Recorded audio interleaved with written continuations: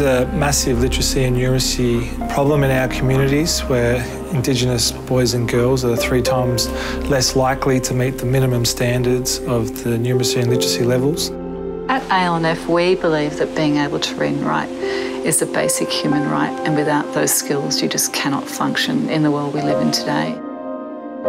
The vulnerability that you face when literacy is at the forefront. I mean, you walk into a post office and you need to send something and they ask you to fill something out.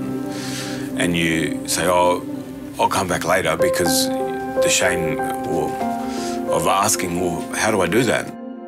Really, I guess, came a tipping point when my eldest son was, came home one day, asked me to read a book. And I knew that I would struggle reading the book. And so, but what I knew I was good at was making something come to life. And so, my son sat up on my lap and we opened the first page and I told this incredible story based on the pictures.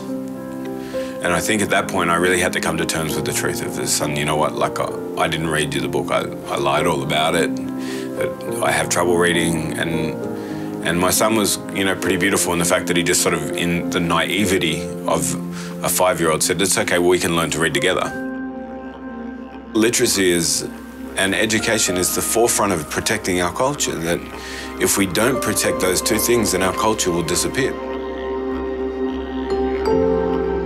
When you make school relevant and you bring parents in and they can also work in their own languages, it changes the dynamic. So you see that systemic change in community. If somebody is secure in their language and their culture, their mental health, their social, emotional and well-being is secure, then their opportunity to participate and to advance is greatly enhanced. It's about upskilling communities so that they can be independent. We don't want them to be dependent on us. We want a mother to be able to teach her own child or work with her own child. If you can teach somebody how to read and write, you can empower them to change their lives forever. Getting them at the age right before they go to primary school so that they have their numeracy and literacy levels at the same standard as everybody else.